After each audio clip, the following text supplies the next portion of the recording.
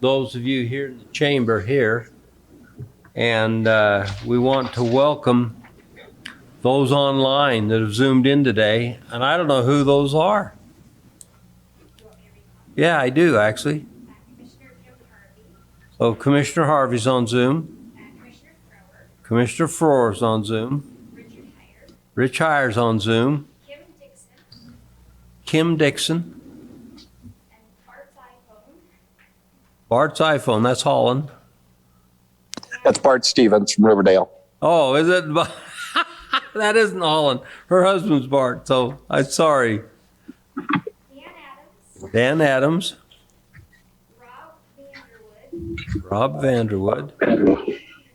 Andy. Hi, Andy.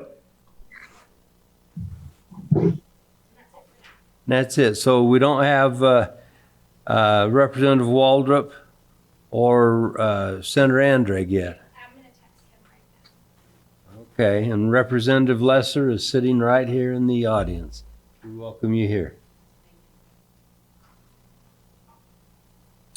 So the purpose of this meeting today, this kind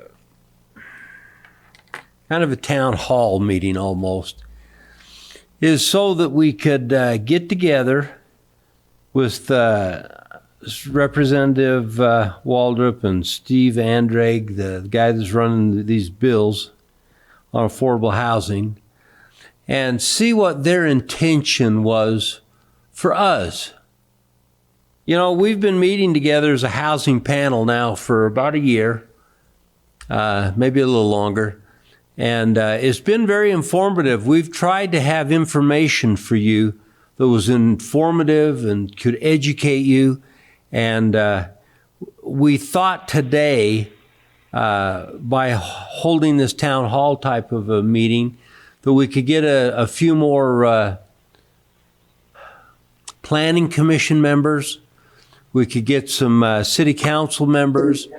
We could get some people who had interest in being here and had questions on what we were doing and what we were showing you, and we could facilitate an open dialogue here so that we could talk about this and have some questions asked and let people talk about what they see the problems are in affordable housing right now.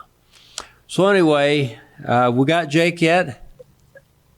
He's logging in, and we have Representative Waldrop. Do we? Yes. Well, let's start. Representative Lesser, is there anything you would like to say on this before I go to these other two yahoos? All right. Steve Waldrop, how would you like to introduce yourself and tell us a little bit about what your thoughts are on this affordable housing? Thank you, Commissioner. Steve Waldrop. I represent House District 8, which encompasses Ogden, Harrisville, and the Ogden Valley. I think there's some really good progress going as far as recognizing that homelessness and managing homelessness is a significant part of the work of our community, and can't simply close our eyes to it or sweep it under the rug, push people out of the way, and out of sight, out of mind. And I think HB 347 from last legislative session recognizes that reality and creates a framework so that we can confront the reality of that issue. It's a reality in Ogden, it's a reality in Salt Lake, and other cities in Utah. But the interesting thing about it is it has a significant impact in a few communities, and most communities are untouched by it.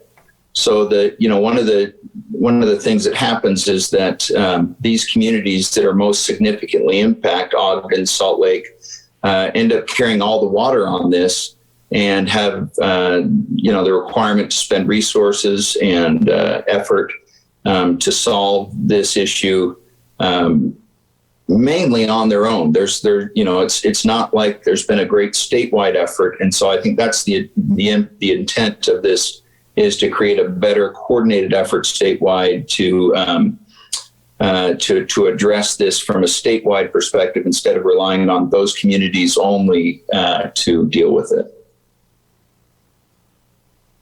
Very good. Thank you very much, Steve. We appreciate that. You know, it's interesting when you talk this way about where the problems end up happening.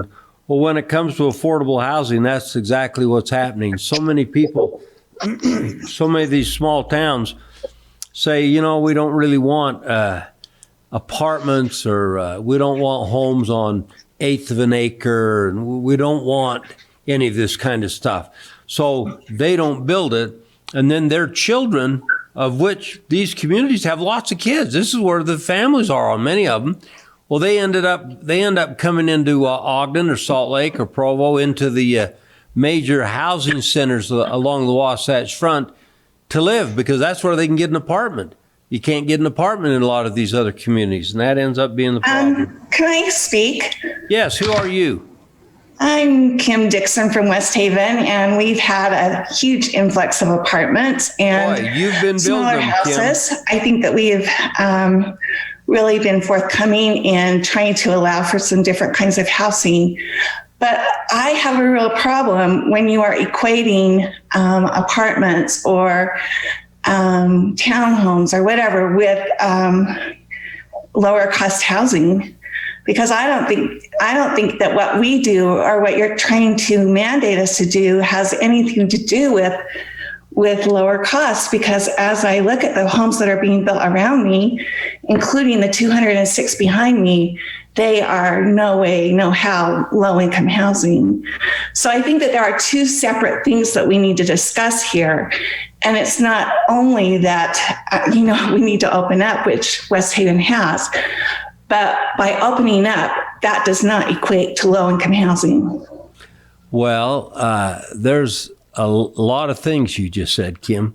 One of them, you said low-income housing, but it's affordable housing is what we're trying to talk about, not necessarily low-income. Affordable housing is who can afford it. So it's, when you're talking about your definition of affordable housing, the housing market is driven by the land prices and also by the builders.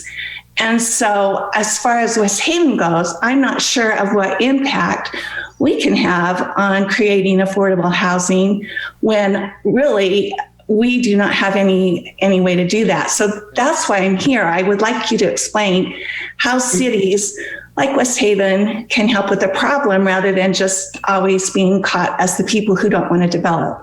Kim, I'd be interested in your definition of affordable housing. I mean, I think that's a question a lot of us have that goes around with Utah League of Cities and Towns and with the legislators and our friends there that are trying to address this. Do you have a definition for affordable housing? Well, I know there is a definition based on I think what the income of the city is, but I couldn't tell you what ours is. I can tell you that the houses behind me are way above what I would consider affordable housing. That's not the problem, Kim, those homes. The problem is the smaller homes or the more affordable homes or apartments that we can put our kids in. And to West Haven's credit, you guys have built a ton this last little while. I have no criticism of your city and what they've done. They've done great.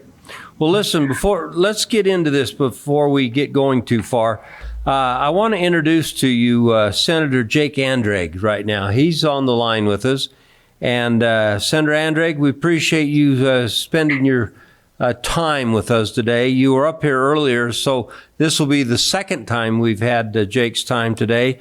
And I appreciate him being so generous with his time and giving it to us. You run House Bill 347 this last year, and the committees that you serve on put you right in the bullseye of affordable housing and what you're trying to do. And so to Kim Dixon's comments that was just on the phone, that's one of the main reasons we invited you to be on this town hall today with us, Jake, is so that you could explain to us what your committees are thinking, what the state's thinking, and what you're trying to I think Kim used the term force them into it. We're not trying to force anybody into anything. We understand you're trying to incentivize us and encourage us to do some more affordable housing. So, Jake, why don't we turn the time over to you and see what you have to say about this. And thank you very much for attending and doing this with us today, Jake. We appreciate you. Yeah, my pleasure, Scott. Commissioner, thank you very much. I want to make sure that we don't have a misconception of what the legislature is actually trying to do. We are not trying to come in and centrally plan. We're not trying to come in and force cities to do stuff that they don't want to do. In fact, conservative Republican from Lehigh, I'm consistently one of the more conservative members of the legislature and certainly in the Senate. So I don't think that the big hand of government is necessarily the right policy all the time. That being said, I do think that we can do better to plan for the growth and incorporate better planning around housing affordability. Housing affordability isn't just the costs of the units, the houses, the rent. We're also talking about, when you look at someone's entire makeup of their monthly income versus their expenses, there's a certain amount, percentage-wise, about 31% that ought to go to housing, 31% or less. There's about 17 to 18% that ought to go to transportation. There's about 25% that ought to go to food, just keeping the household, kids fed and clothed and whatnot. When you add everything up, it becomes rather unaffordable really quickly. So what we're finding in this marketplace here in the state of Utah, we are seeing supply not keeping up with demand. And I'm an economist by education. I graduated from Brigham Young University with a degree in economics. And there are several factors, obviously, many factors going into why demand is outpacing supply. But be that as it may, our cost of living allowance, meaning how much our income has increased, has only been about a 1.75%. But the costs of housing this last year increased at 12% in 1 year. That's not sustainable. And I don't think it's government's role to try to come in and solve the problem, right? I think the free market is going to address 85% of this issue. Where I do think there is a nexus for government's involvement is in that lower area median income, that 30% to 80% AMI, area median income. And I can get you the data for West Haven. I can get you the data for every single city in the state as to what the area median income is versus what the average housing cost is versus what they can afford to pay for on a monthly basis. Fannie Mae and Freddie Mac does a lot of statistical analysis around housing affordability. When a household income has their housing component go above 31% of the overall costs of that household, the foreclosure rates, the bankruptcy rates skyrocket. And that ends up leaving us in a situation where that breaking point at 31% of household income and expenses ends up being where we are trying to fit for people's affordability within the housing marketplace. And we can say, hey, it's not the city's responsibility. It's not the state's responsibility. But the reality is, and I'll give you a case in point. Right now, if I wanted to buy in my own neighborhood right now, I couldn't afford to do it. Luckily, I got into this house back in 2006 when I could afford to do it. If I wanted to sell this house right now, I've got several realtors that bring people in from California, and they would put an offer on my home for about $100,000 to $150,000 more than what the home would appraise for. So what we're doing, and I think Commissioner Jenkins is right, we are pricing our kids out of our marketplace. And it's not us. We're not doing it. That's just what's happening. This meeting is being recorded. And because that's what's happening in this marketplace, the question is, is there anything that we can do on our side? Well, there is several things, as a matter of fact. And I don't know if it was the mayor or city council member from West Haven, but what she said is, hey, those apartments behind my house, there's no way that that's affordable. Truth is, you don't have any idea. When we approve an affordable housing project through the Olean Walker Fund of the state, we have certain deed restrictions that are required that a certain percentage of all those units have to be in that affordable housing range. So let's imagine it's a 100 units complex. To get the Olean Walker funds plus the other funds associated with it, there might be as many as 20% of those units that have to have a deed restriction, and that those housing units have to remain affordable at, let's say, 70% of area median income. And what I mean by area median income is this: if you're at 100% of area median income, you're a home owner. You're buying your first house, you're getting into your home. If you're down to 80% of area median income, you're a renter. You're paying market rates as a renter. Once you start dropping below the 80%, down to 70, 60, 50%, it's unaffordable. You can't afford a 2-bedroom apartment that will rent for $1,400 when you're only bringing home $1,800 a month. It's just not sustainable. It can't work. So when you look at those units and you say, okay, how many of them are set aside for affordable housing with deed restrictions? There's no way from the outside you would even know that.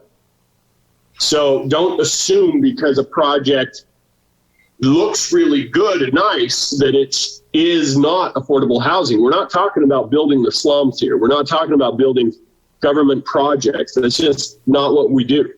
Without due respect, I agree with that, and I do know how much they cost. But my question for you, Senator, is how do we do that? I mean, with the Olean Walker funding coming in from, I would imagine, developers, what are your suggestions for the city to help make it possible for them? Well, the biggest thing, obviously, the biggest factor that a city has is zoning.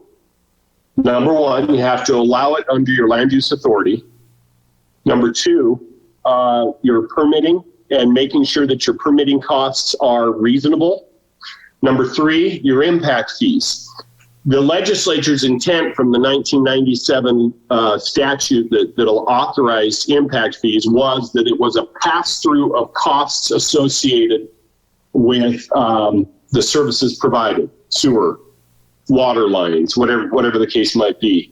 You couldn't even see me, and I stunted right up. Could you mute? Someone's got to mute. But so we've seen some cities, not all cities are doing this, but we have seen some cities that are using it as a revenue source, where they're actually trying to generate revenue for their general fund, and that drives up prices. But I would say the number one issue that we're dealing with here is zoning. One of the biggest factors we're experiencing statewide, so I can't speak to West Haven alone, but statewide is this NIMBYism issue, this not in my backyard issue. When I talk to city councils, when I talk to mayors, they all go, yeah, we understand conceptually, I understand the problem, I don't disagree with you, but I don't want it in my backyard. Let's build it down in Ogden, or let's build it over in Riverdale. Whatever it is, right? They don't want it in their backyard. So in public conversations with city councils and mayors, you are elected officials, and the second you propose something high density or low, number of square feet per lot authorized, that you might get a bunch of torches and pitchforks showing up to your next city council meeting. I get that. I totally get that.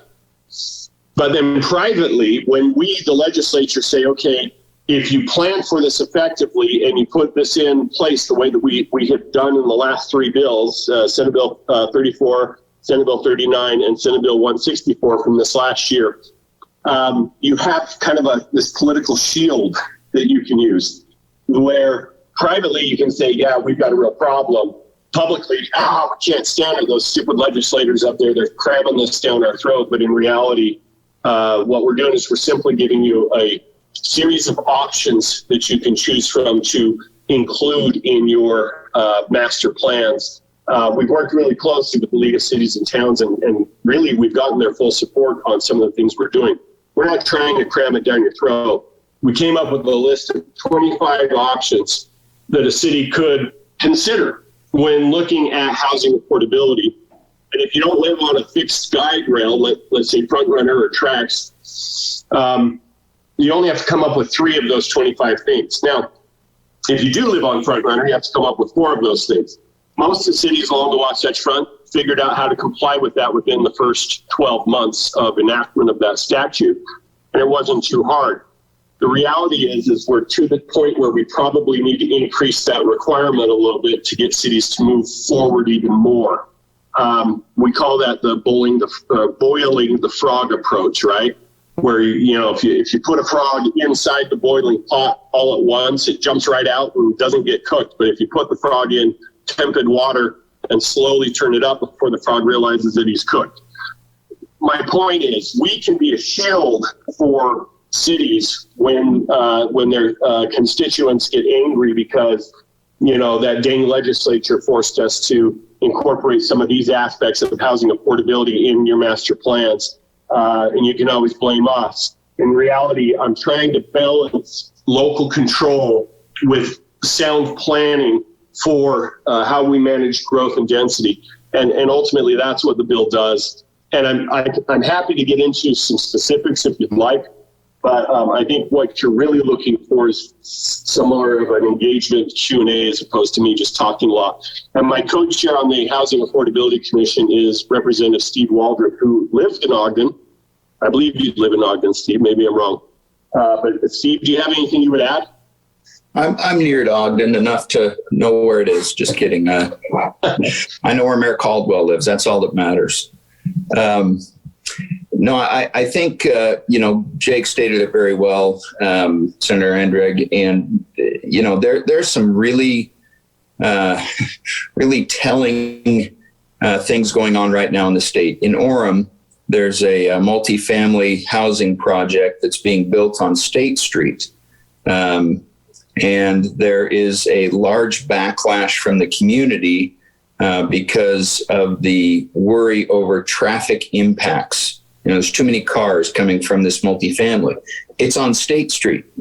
I mean, other than building it on top of I-15 and having an on-ramp and off-ramp from the freeway, there's not a lot more you can do to create, a more available resource for transportation. I mean, they're not going through neighborhoods. They're just going onto State Street, and there's a backlash. We've had that in North Ogden up here. A few years ago with the proposal of some higher density things that got the community very heated up. West Haven, same thing. And so, when those things happen, those elected officials who are proposing it, who are defending it against largely their neighbors, their friends, their colleagues, are signing their own death sentence to a certain degree. I mean, they're saying, I don't want to be elected anymore because I'm going to do something that my friends, neighbors, constituents don't want. And, I'm doing it for the greater good, but, that's the end of my time. The thing I think that we're trying to look at very, very carefully is aligning incentives. So that's an example right now where we have a misalignment. We have a need for housing, just volume of housing, not only affordable housing, but just any housing, starter homes, middle. We have a dearth of availability right now. There's very little incentive, unless you get very technical, for a city to increase their population size.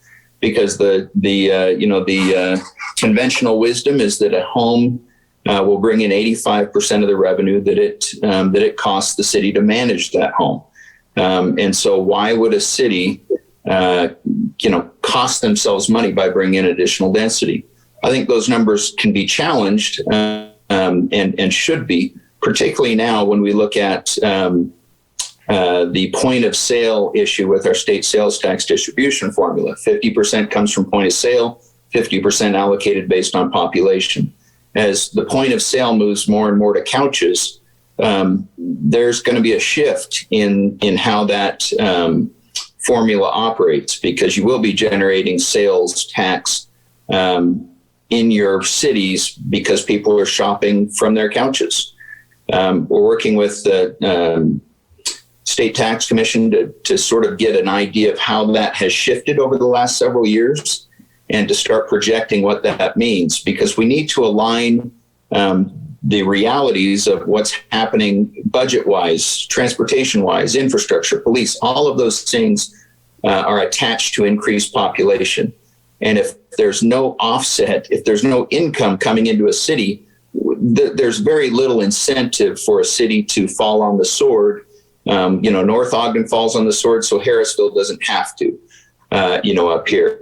And so we just need to do a better job of understanding what the cities need to have in order to answer some of those impacts, so that when we look at increasing density, decreasing lot sizes, some of those things that elected officials can go back to their constituents and say, look, this is a net benefit to our city, not a net negative to our city. And then planning, mixed use, higher density developments can be wonderful. They can also be horrible. And I think our communities need to be very engaged in understanding the difference between those two, because there's a few things that, there's a lot of training out there on that make a big difference in how density is handled within a development, and how density is managed going forward. So those are just a couple of the thoughts. I mean, we're asking the league to come back and say, tell us what you need. What would incentivize you to increase density? What kind of tools do you need in your toolbox that will allow you to increase and solve one of these major issues that we're confronting on the Wasatch Front and all over Utah right now, without, in essence, cutting your own throat? Representatives, can I jump in on that a little bit? Go ahead, Mayor Caldwell. One thing I'd like to ask you about is truth in taxation, because one of the things we've had in our central business district is we've had a ton of apartments. We're looking at 1,000 units in our downtown central business district, but that's very tight space. And once that's gone, it's gone. And we get the property tax is 55% at a residential unit, or it's 100% in a commercial use for that. But we have had no desire from the legislature to look at truth in taxation, whether it's a CPI. I mean, that could be 1%, it could be 2%. I personally have been through 3 truth in taxations. We hadn't had one in 28 years, and I'm looking at Rich Heyer, who's on the call as well. He's been through those as well. First time we had one, and the first time in 28 years we had, I think it was a 5-hour, 6-hour meeting. We had people, torches and pitchforks, super angry about everything else, but it was the right thing to do. And if we don't have any changes to that in our central business district areas and some other areas, it's going to be a really difficult thing to do. And you're going to have a hard time when you look at the overall budget for our city council and for an urban area to come in and say, yeah, we want to do more residential, but it's taxed at basically 55 cents on the dollar versus what you get when you do commercial build outs. That's a hard thing to really want to go and to push. And I'm all about it. Like I said, we have 1,000 units we've had in the last couple of years downtown and everything else, but you're in a built out area. Your central business district is where we're all taking our property tax and everything else. And if we can't have those kinds of conversations, it's really hard for us to say, yeah, let's build more high density housing along our transit lines, along everywhere else. Let's do this other stuff, but let's not change the way that cities need to go provide all of those services. And so that's a hard conversation for me, being an urban mayor that has a lot of stuff we need to provide when that comes together and we have no revenue to do it. Jake, you want to go ahead and handle that one? I was going to say, you bring up a very, very good point. And I will say this, that Representative Waldrop and I have both received, I should say immense pressure from House and Senate leadership to really push the Housing Affordability Commission to address land use authority and to push the cities. And let me just be frank, okay? Because, Scott Jenkins, you know me well enough to know that I speak my mind. That's what I love about you.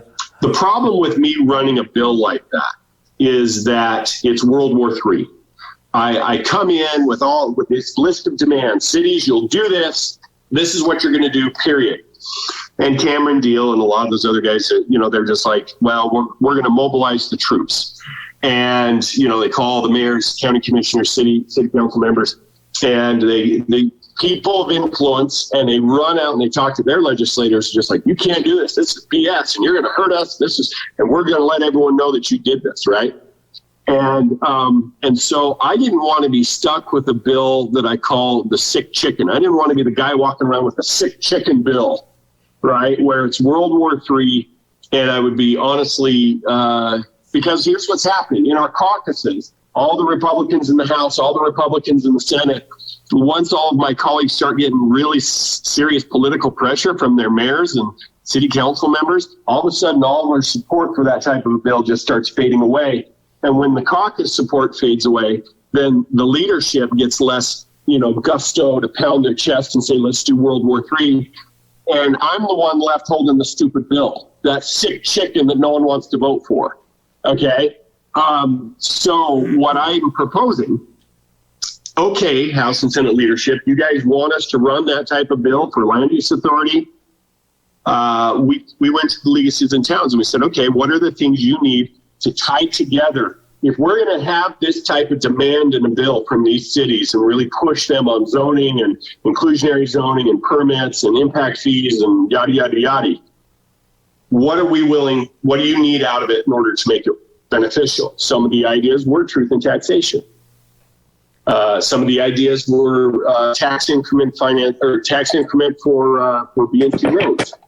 They're going to come back to us with a whole host of suggestions here. And my whole thought is, I got two guns pointed to my head. If I duck this line, they might hit each other. Or better yet, let's tie together the desires of the development community and the House and Senate leadership with the needs of the League of Cities and Towns and say, okay, nobody's going to get everything they want, but everybody's going to get something they need. I'll tell you right now, truth in taxation has been a bit of a sacred cow, especially in the Senate. You had former Senator Howard Stevenson who ran that. It is now model legislation for ALEC, the American Legislative Exchange Council, which Stuart Adams, is the president of ALEC this year. So it's not likely that truth in taxation is going to just go away anytime soon. You're absolutely right. It's been a sacred cow. But if they're really wanting us to go after some land use and permits and all this other stuff, let's tie it together with that truth in taxation and let's see who's really willing to compromise. My gut feeling is BNC roads and truth in taxation would be things that the cities would really negotiate on in order to get some of the planning that is necessary for affordable housing. I want to tie those two concepts together if I'm going to run this sick chicken up the flagpole. So I honestly think if they're tied together, you're going to get way more support from a lot of agree. urban areas. And so I just don't know how to tie that together. And I guess we're looking for advice on how to do that, because if it just stays the way it has been for the last, like I said, I did 3 and I hadn't done any in 28 years. I did 3 and it is the most difficult thing ever.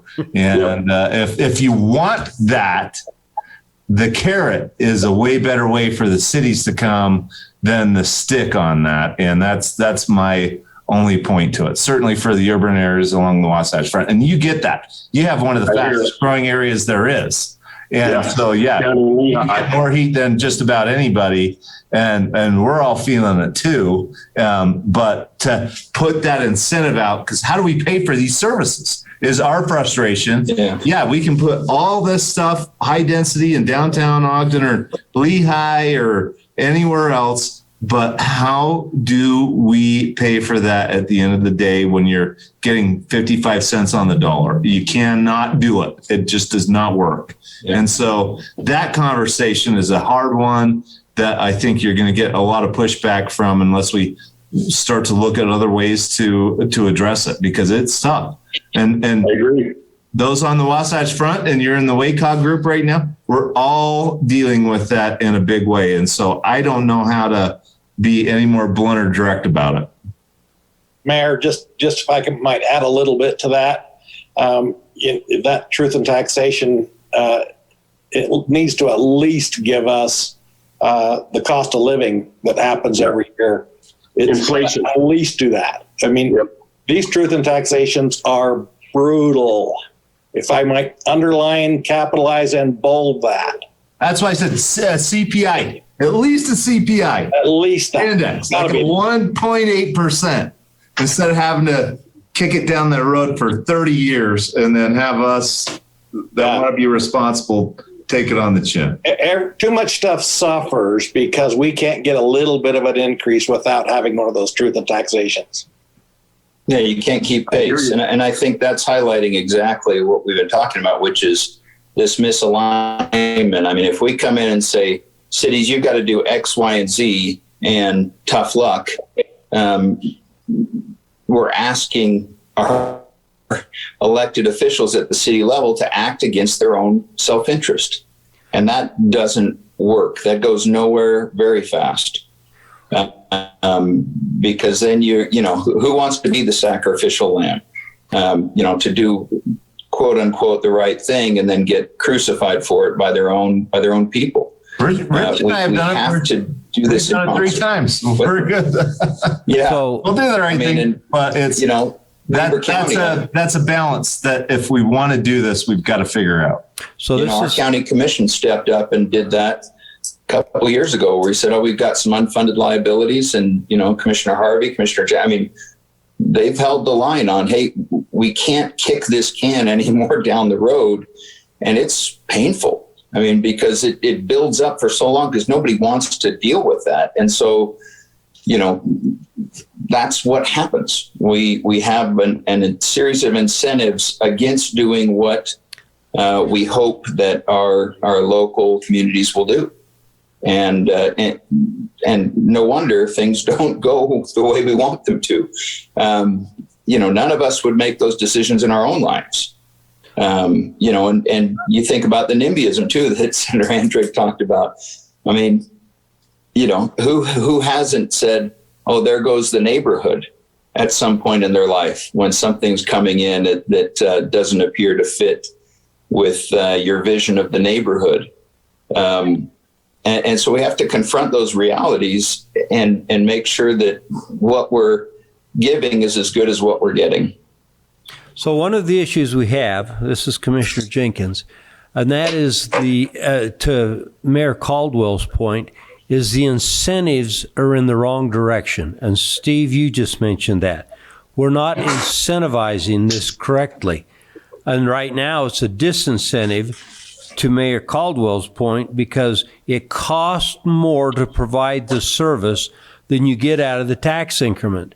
So as a result, nobody wants any more housing. They'd rather have commercial or industrial or any of that. It just costs too much, and we need to realign that. Senator Andrew. We'd rather have a Halloween store 3 months out of the year, right? Right. Not me. Hey, can I go back to something? This is Mayor Beasley in Plain City. Go ahead, John. The senator mentioned, pressure from the top about getting these bills sponsored and through and whatnot. And I can't help but think, Mike Schultz carries a big stick. He's a developer. He's got a lot of developments in an area. And it seems self-serving to me to have somebody in that position pushing the housing as much as he is, when we all know it's directly benefiting his bottom line. Now, I don't care if somebody gets rich. Good for them. They've worked hard for it. But I look at Plain City in this scenario. We do not have a UTA service. We don't have a ton of services, period. We have a gas station, a pizza joint, and a Maverick, basically, in a dollar store. But yet I fall under the same rules and regulations as Ogden City does when it comes to starting to plan for and have ordinances made for these affordable housing areas and units. So that's kind of my question is, where's the differential, line where urban areas and rural areas separate? Is there one? I think what you'll find in the original bill, Senate Bill 34 from 3 sessions ago, I didn't feel comfortable coming in and saying, cities, you shall do this and it shall look like this. In fact, we spent over a year bringing in growth, density planning experts from all over the nation. And that's when we developed that list of 25 items that a city really could look at. And I even went a step further. I said, okay, here are these 25 items.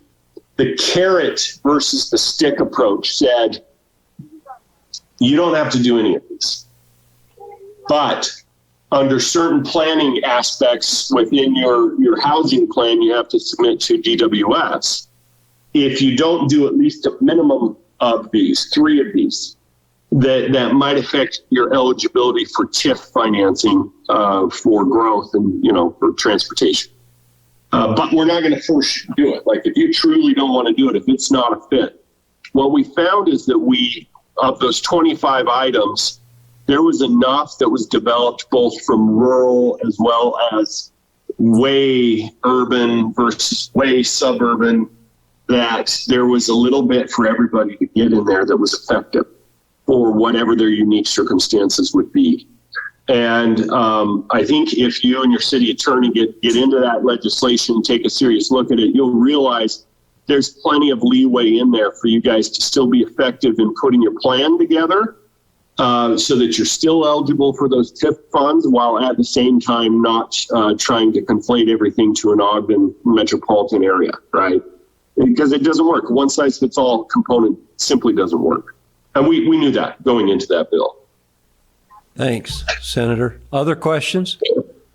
Wait, let me just add one thing to that, because this is interesting. In the last year, we had HB 82, which was the accessory dwelling units. And that's a tough thing, right? It was going to be everywhere.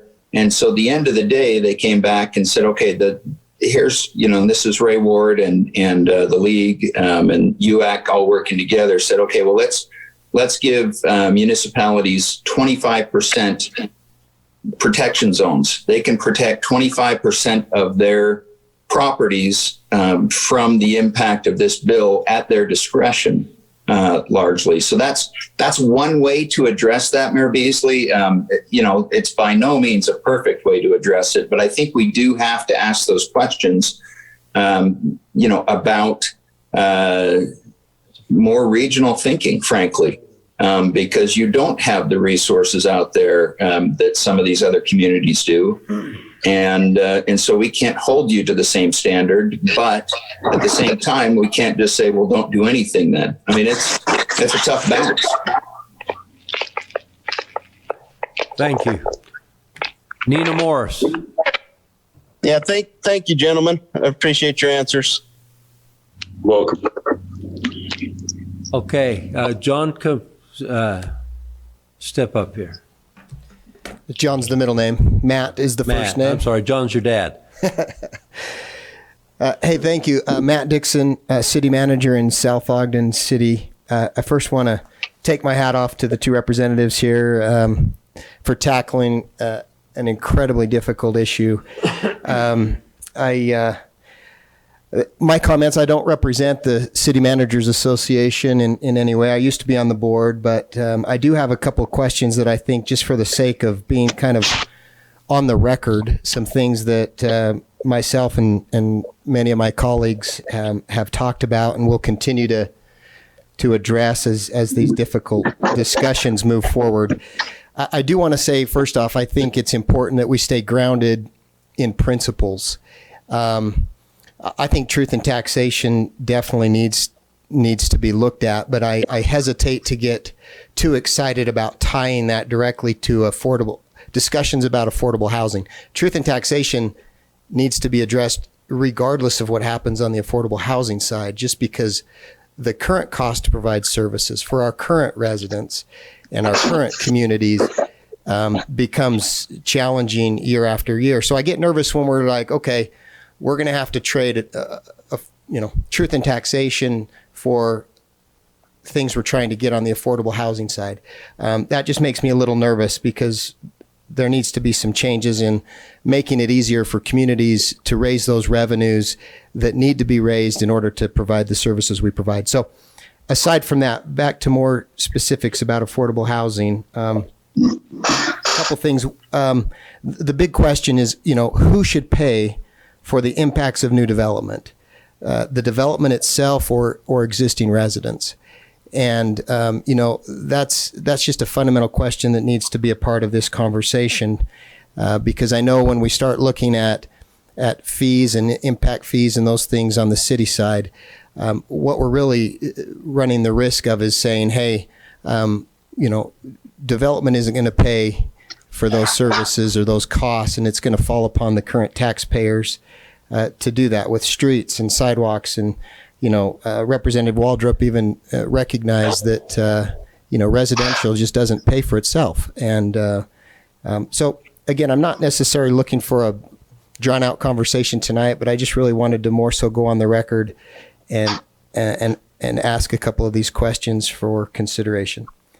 Another question would be, is there value in distinguishing between policies that will create lower housing costs for home buyers versus home builders? Is there a way to guarantee that lower costs for developers will result in actually lowering the cost to home buyers?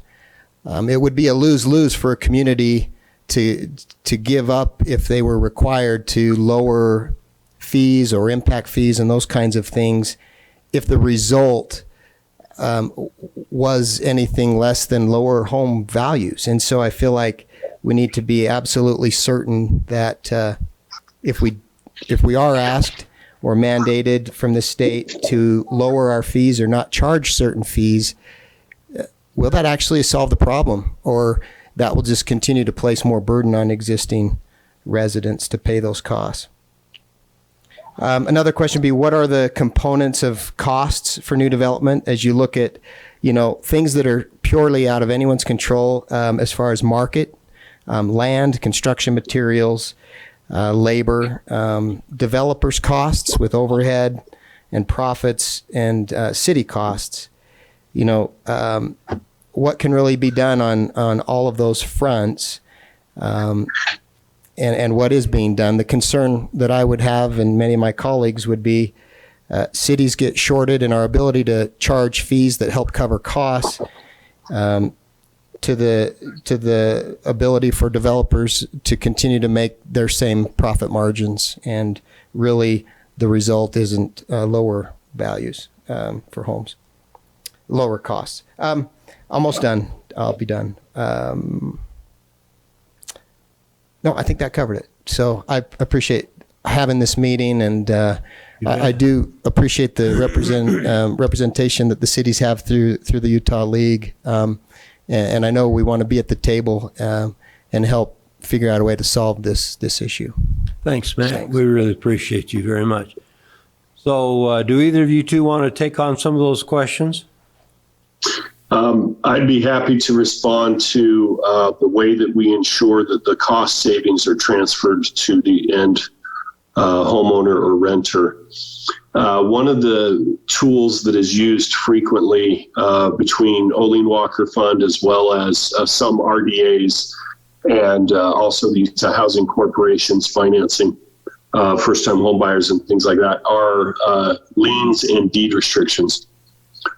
Deed restrictions are the most common one that are used. So for instance, and here's just kind of a rough scenario. Okay, you know, if you're going to do an owner-occupied home, if you're going to be above an 80% loan to value, you're going to be a Fannie Mae or Freddie Mac loan.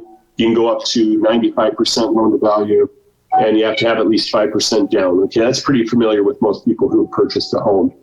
If you get below an 80% loan to value, you don't have to have mortgage insurance. There's a couple of other things that make it a little bit cheaper. But if you're a developer, and let's imagine you're a developer that's got a really good relationship and a good history of 20 years working in the development industry. You might have a bank that will go as high as 70% loan to value. That means upfront, out of pocket, you're coming in with about 30% of the costs. Well, at a 70% loan to value, these developers have to charge market rate in order to be able to finance this.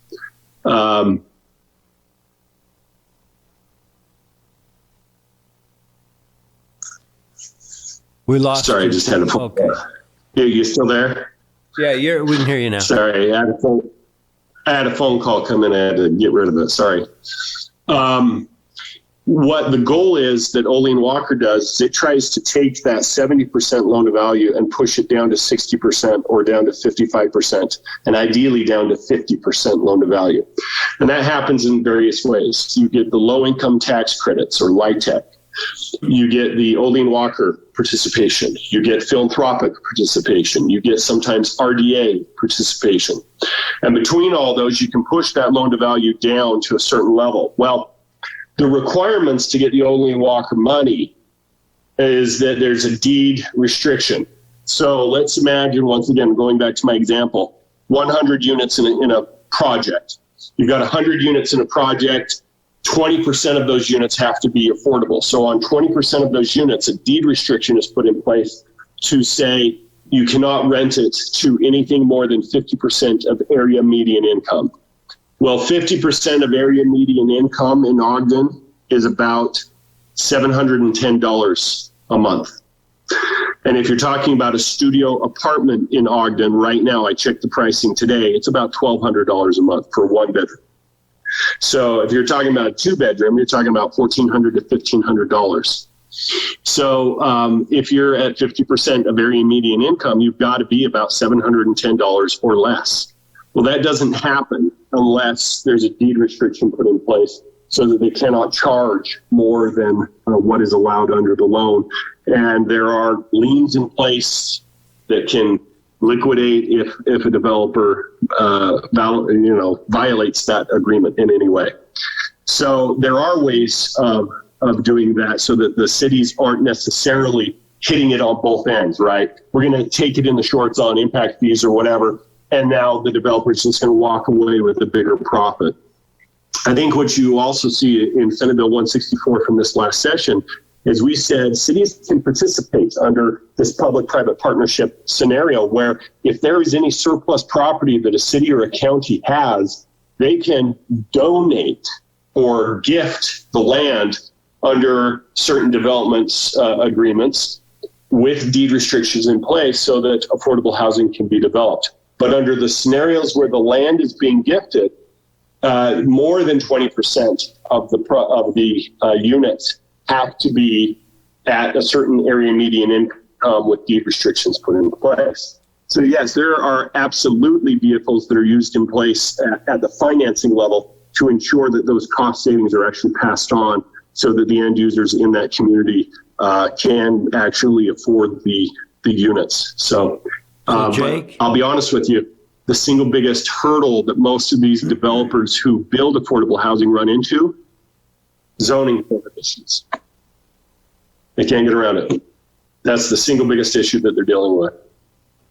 So, Jake, one of the problems you have right now is your financing that you're talking about is too little, and it's not large enough to affect any major change in our cities.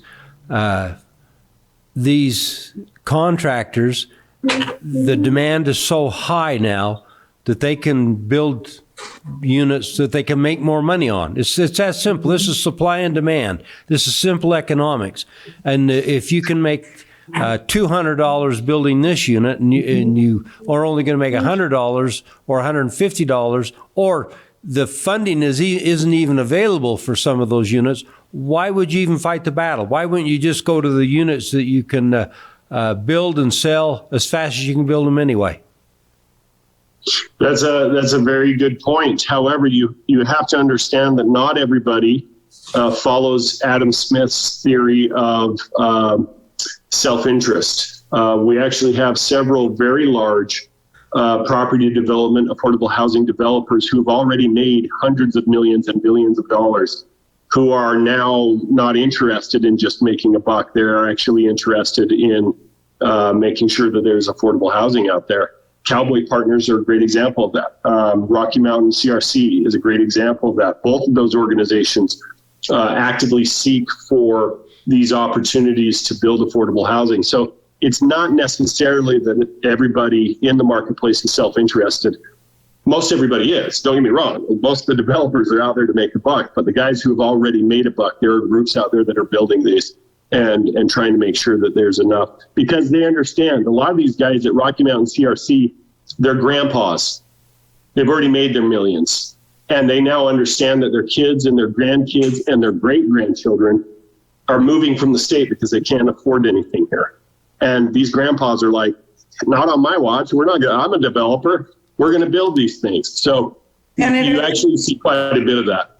Senator, I appreciate that a ton, but how do we incentivize on the state level some places to do that? Because I can say from my perspective, being from Ogden, we take by far and away the most affordable housing units on in our community in Davis, because Davis County doesn't want to do it, and a lot of other smaller cities in Weber County don't want to do it, and we take on the majority of that, but we don't know how to incentivize them to come and have the milk of human kindness when they're looking at making major investments in our downtown. And when they do that, they want to come into our central business district. So it's just kind of a hard balance for us, because we have, I can count 3 homeless shelters, all the services, everything else, and then all of the affordable housing that needs to come in. And that's just a hard thing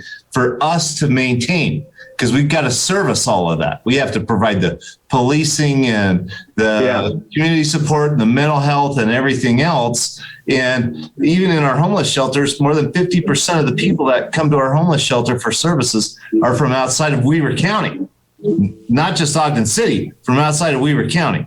And so we take a ton of that on, and we don't know where the balance is for how that works. And we want to be good citizens, and we want to take care of our community and everything else. But it's a difficult conversation to have, because I feel personally like we take on way more than most. And when the legislature swings the hammer instead of using a scalpel on some of these things, it's a tough conversation for us, because at the end of the day, we absorb it. Ogden City absorbs most of it.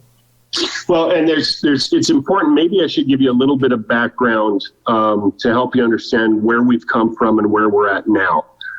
Prior to 2016, the legislature didn't approve any money to the Olean Walker Fund. Very little. It was like $500,000 a year.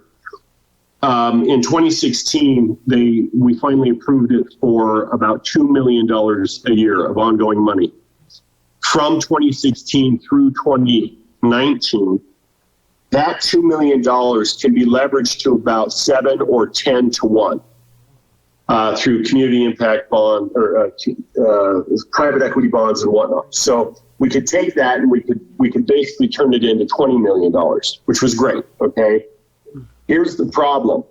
The developers who understood that the money was there, that money was gone in 3 to 5 days every single year. So it opened up on July 1 and the money was gone that quickly. And so the Olean Walker board would like line up all of these projects and then they would cherry pick the very best ones, and not all the areas got it. Well, in 2020, we put our big boy pants on and we funded it $35 million. And then this last year, we funded it an additional $35 million. And we got 3 major philanthropic groups, Intermountain Healthcare, Zions Bank, and Clark Ivory with Ivory Homes. And they matched it 12 to 1. And we actually put $50 million in. They came in with $740 million. So we infused capital of close to $800 million last year. This last session here in 2021. So that money is finally going into play. My recommendation is whoever you have over your affordable housing there at the city has got to get the word out on the streets that there are resources available now that weren't there heretofore. And that you need to go after them and get the incentives brought, bring these people here. I will say that's kind of the pretext for everything behind the message that Representative Waldrop and I have received from House and Senate leadership. Yes, a lot of them are developers, but they're like, we've given over the last 4 years. Now it's time for us to get it on the other side. So you may not feel that from the city level because maybe you haven't seen the wash down to your cities. That's fine. That's a fair assessment. But up at the legislature, they're like, we've given. Now we need something on our side. And it's actually interesting. We went from about 42,000 units shortfall in the housing gap to this year. Dr. Jim Wood up at the Tennessee Gardner Institute, all of his numbers he's run shows that demand has outpaced supply by almost 49,000 units. So in 1 year, where we increased the deficit between supply and demand by 7,000 units.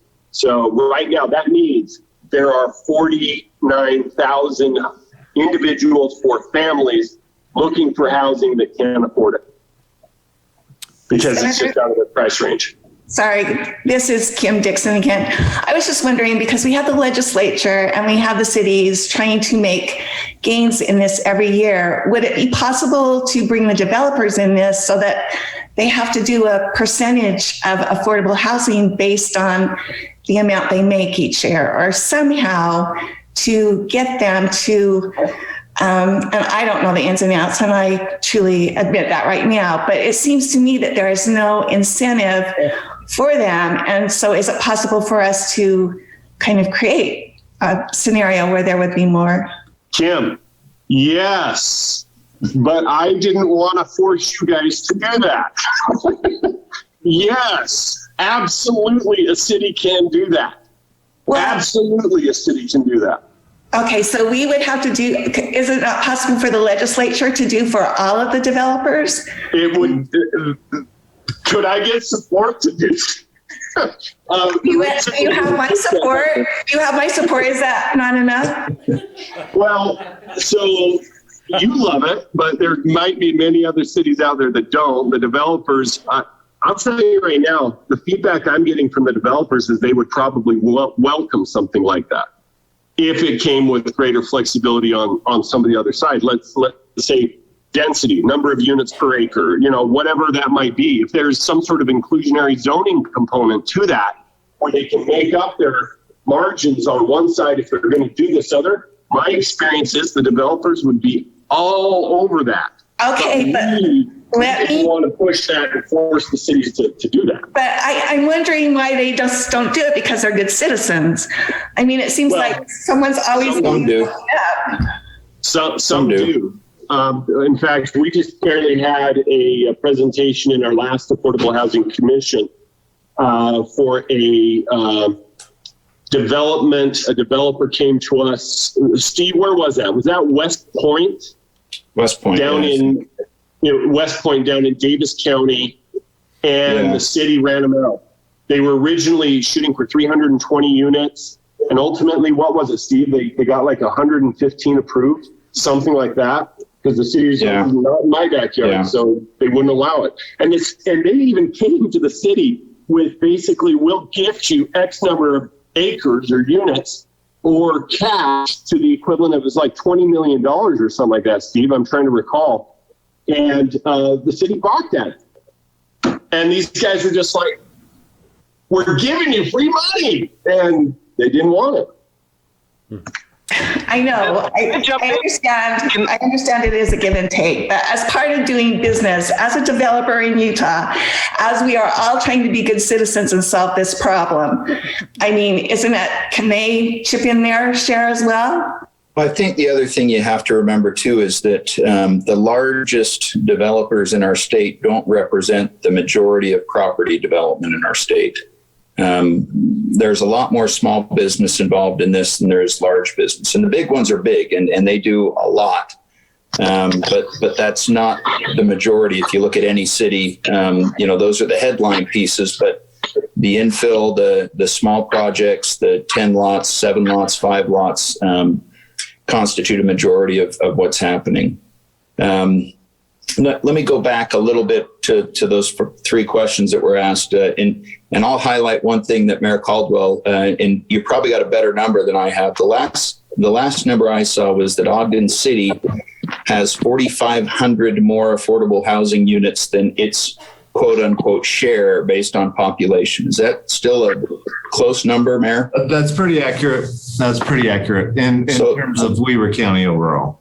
Yeah, so Ogden City is carrying its weight. And I think that's one thing maybe that from the league perspective, that's something we could study and say, okay, what's appropriate for a city the size of and located in West Haven? What's the appropriate amount of affordable housing for Farmington, and look at what's there versus what their relative share ought to be, and have the cities do that themselves. And then, you become self-policing, right? Everybody needs to pick up their piece. The question was, who pays for new development? And the answer is yes. Who should pay for it? Yes. Everyone should have a piece of that, both the developers and the citizens. And again, that comes back to the question of aligning incentives. You can't just charge citizens and say, oh, you're not going to benefit from this at all, so we're just going to charge you and tough luck, suck it up. That doesn't work. So we have to create an alignment of incentives for cities and citizens to want to participate in those developments. And then I think Senator Andreig mentioned inclusionary zoning. And I think that's a really important one to talk about, because I think a lot of these issues are in the wheelhouse of our communities, of our cities and local officials, as far as development agreements and creating a statutory framework where they can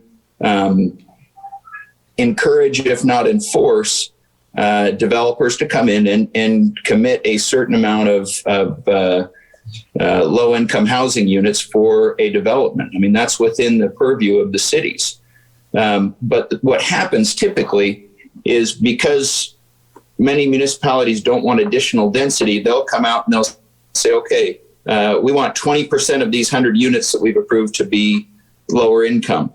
And so what happens? Those 20% go lower. The other 80 pick up the slack. And so you end up with a net zero as far as affordability goes, that there's no gain in affordability.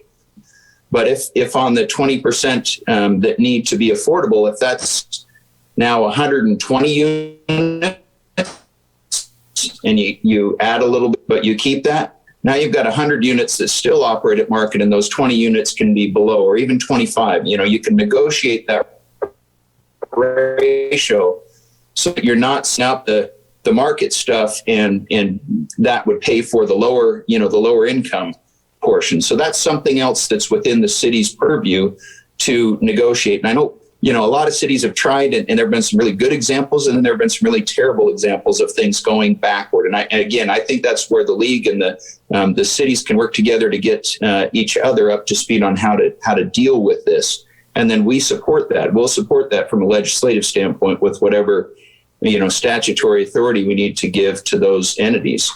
And that's one way to sort of check the interests of the development community.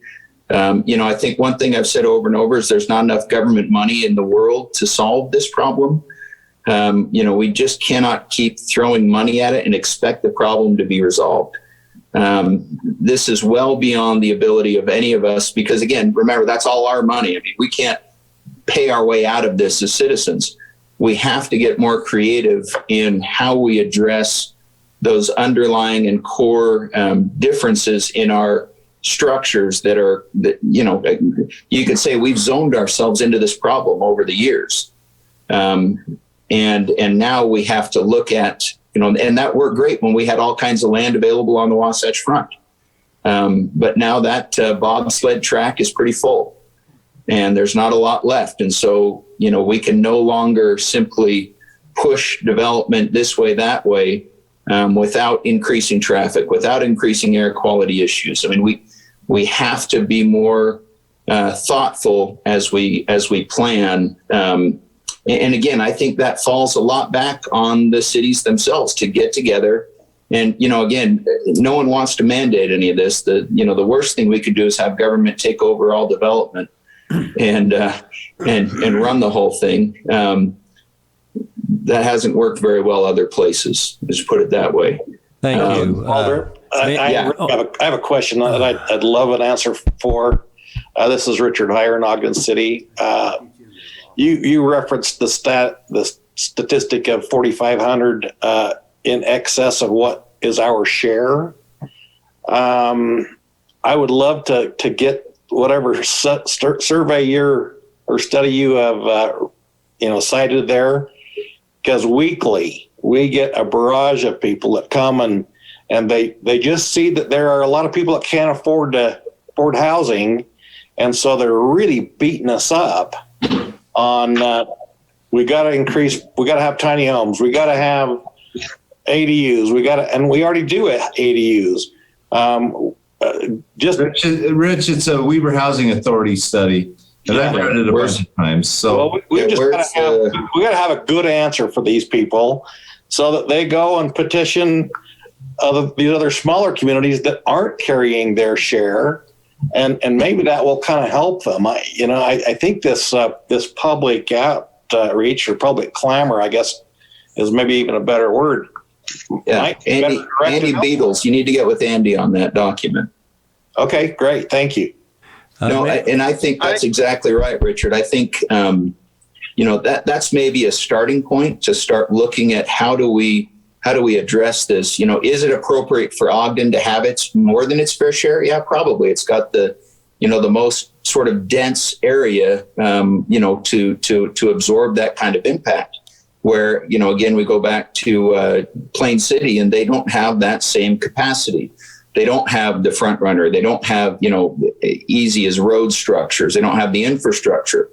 But that's got to be we need to understand what those numbers are to even begin to have that discussion and look at what is appropriate, and are communities picking up their share of the load? And if not, then we need to address that. And that can be done within the league. That can be done in the legislature. I mean, there's a number of ways to address those issues. But again, we would look to the cities to sort of begin that process of self-policing.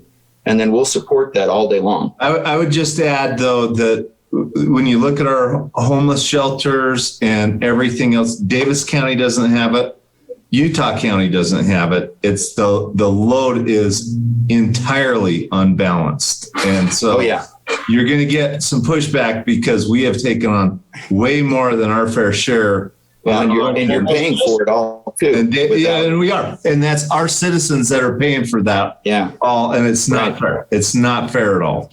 All right. Everybody, hold on. Partner with some of our neighboring communities to help them. But it seems a little bit like a chicken or egg kind of a thing with, if they're complaining that they don't have public transit there, so they can't build these things. Well, public transit isn't going to go there till they have built these things.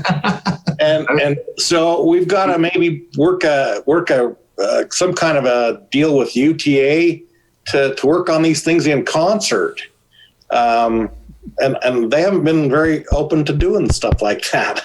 So I think you're highlighting one of the issues, right? We have all these little silos that everybody's living in, and never the twain doth meet. We have to think a little bit more strategically going forward. I won't say regionally, but I'll say strategically, because there are some places that have different assets that could be utilized in a better way to address some of these issues, and they're not. So how do we create a structure where it's more fair, where the incentives are more aligned? And I think that's the challenge that we have.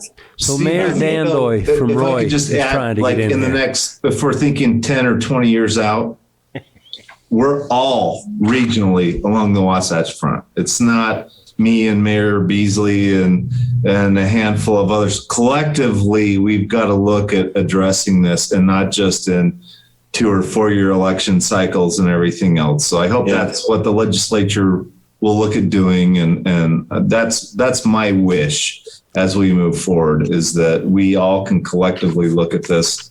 Like, here's where we are now, but here's where we're probably, as Wayne Gretzky always said, greatness isn't skating to where the puck is, it's skating to where the puck is going to be. And we have a pretty good idea of where the puck is going to be in the next 10, 15, 20 years.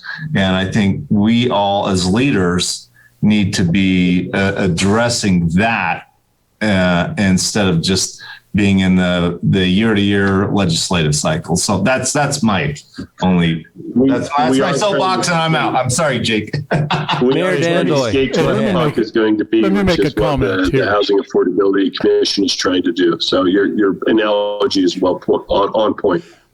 I'm going to yell. Yeah, and also to do it collectively.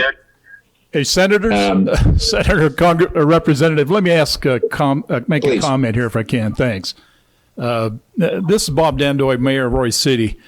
Let me just make a couple of real important points here. I think the legislator's been doing its part as best it can to fundamentally try to drive the municipalities and the counties to try to come up with this affordable housing. You've surely seen that in Senate Bill 34. We've seen evidence of some of that in 150. No question, 82, House Bill 82 did some really interesting things this year.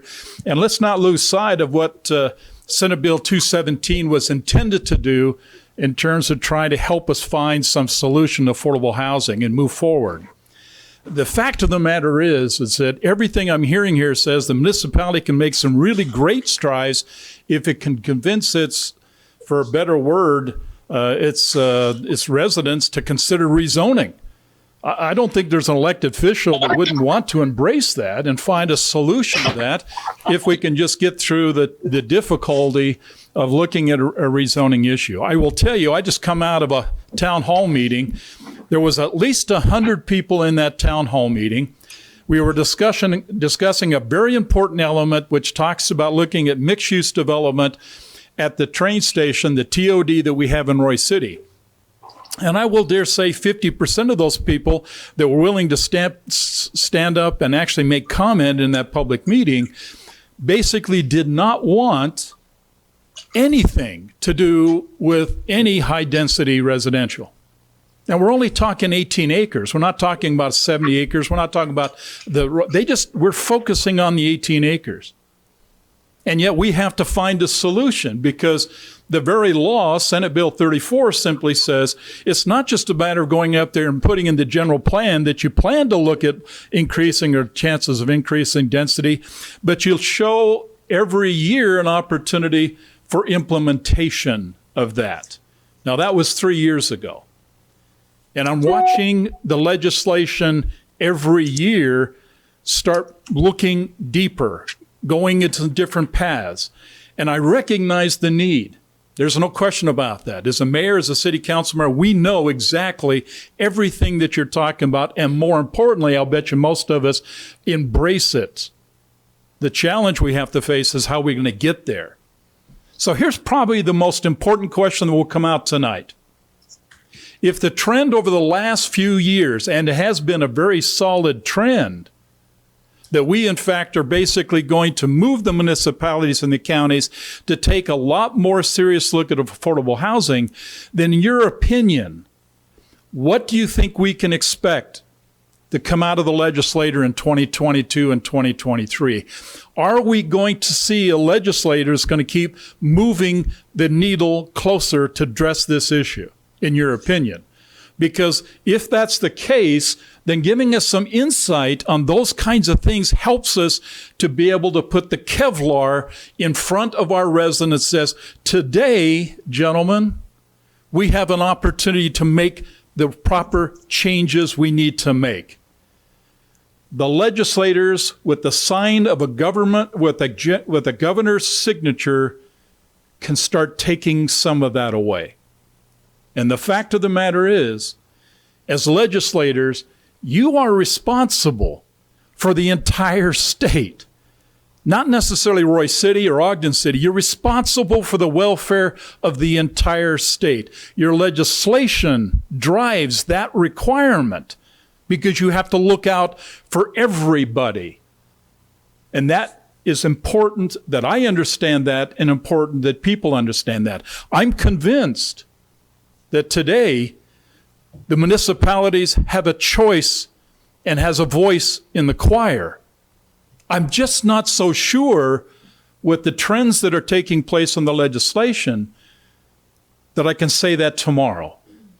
But if you can help us to understand where the mood is moving in the legislature, if you can help the municipalities and the counties to understand that today we have a choice, but those choices could easily be taken away because we now do have 49,000 families that need a house and they can't find it, then I think you can get our attention. And when we're talking to the public, when I'm standing in front of 100 people, what I'm telling them is, let's work together to find a solution, or somebody else will find that solution for us.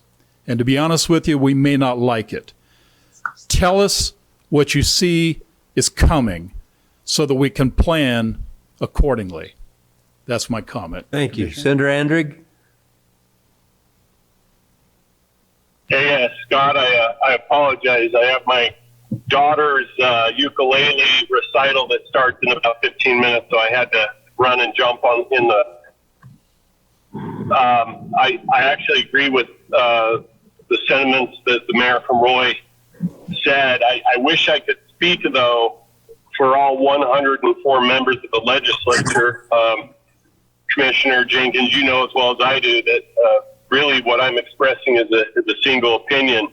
But we've been effective in getting these bills passed. And yes, the cities are subdivisions of the state, but we believe in local control. I believe in local control. And so it's this hard balance between trying to push where we see things are going. For instance, I'll say this.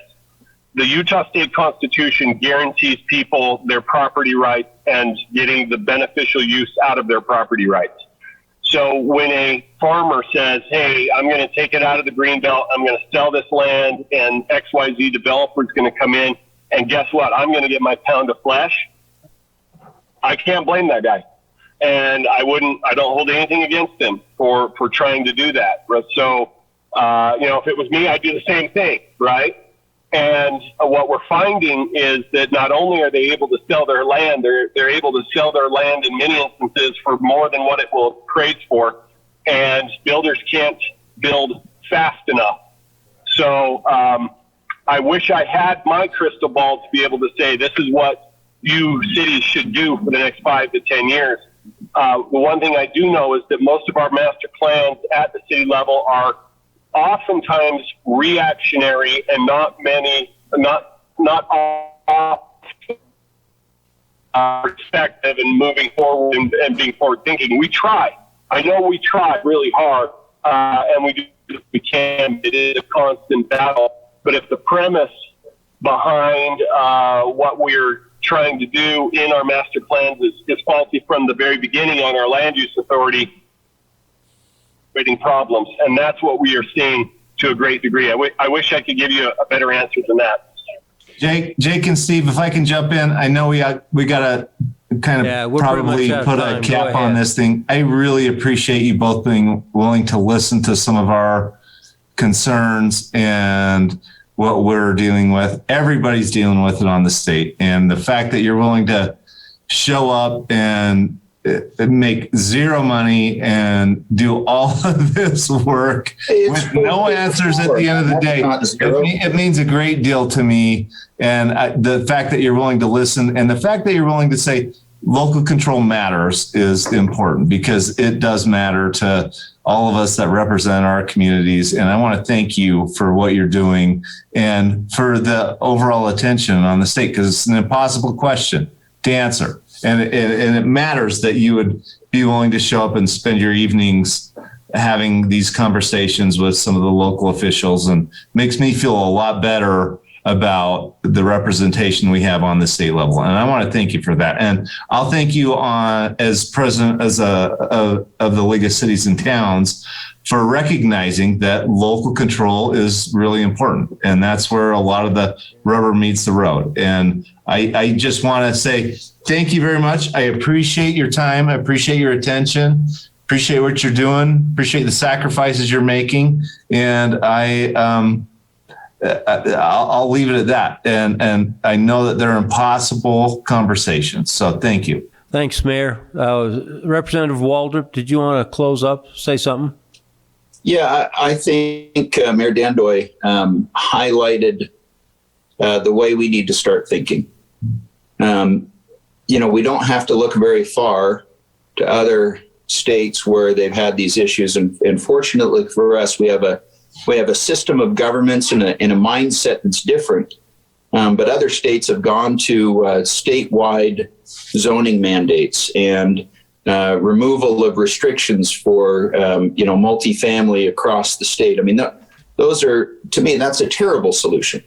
I mean, that's taken a sledgehammer to kill flies in every community, and you end up with tons of unanticipated damage. Yeah, but we do need to start thinking ahead and say, okay, what happens if we don't solve this? What's been the pattern? HB 82 is a pattern. Well, what happens when our local communities, kind of can't get it together, and so they look to the legislature, for some direction, and all of a sudden now we've got a statewide mandate on ADUs. That is not the preferred method. But if we can't get people to start thinking in a more strategic, regional, and shared responsibility way of thinking, then that's where things go. I mean, I spent an hour and a half with the Weber County Republican women, and these are a lot of grandmas, and they all have a grandson, granddaughter, niece, nephew that can't find housing right now, and they're coming back home. And that starts to put pressure on people. When kids can't find a place and they can't get an affordable place, they either move out of state or they have no other options. That starts to hit home pretty close. And I think we'll start to see more and more of that, and you'll start to see more and more of that in your communities, where people are going to be a little more anxious to resolve these issues. But I don't want to do it as the legislature alone. I think that's a terrible result. I think the best result is for the cities and towns to come together and start looking at what they need to do internally, bring that to the legislature. We can then help with state policy that matches what the cities and towns need to have happen in order to create proper incentives for those issues to get resolved. And I think that's kind of where we've gone a little bit sideways over the last 20 years, probably 30 years, is we have a system that doesn't feed in the right direction. And you can get away with it for a while, but then the bill always comes due. And the bill is now due. And if we don't start looking forward, that bill is going to be very painful to pay as a state. This is, as I've said, this is an existential crisis we have in our state right now. We have 50,000 households that don't have a place to live. That's a frightening statistic, and it's all over the state. It's not just the Wasatch Front, it's everywhere. And so I'm really incredibly grateful for the leadership of Weber County, Ogden City, Roy, West Haven, Plain City. I mean, the individuals on this call that are willing to pick this rock up and take a hard look at it and say, okay, we now need to do some hard things. We do need to do some hard things, and it's going to take all of us to pull together and figure these things out. And we can't be fighting with each other over it. We need to work together to figure out what the right policy is. So Steve, if I have one recommendation before I sign off, and this will be my last comment, I promise. Just send the bill to Weber County. I think they've got a lot of money. Thank you very much, Steve. But they have all the money, I think. So Jim's on. He's ready to take it. That's right. It's 7 o'clock. Well management shines, doesn't it? Well management. We're going to shut this meeting off. I'm just patting you guys on the back. We thank you for everybody participating today, and we want to thank the Center of Excellence, Melissa Freegang and Danielle Stevens for doing this and setting this up. We thank you very much, and hopefully we all learn something out of it. That's my goal. Thank you very much. We'll end this. So go ahead and shut that off.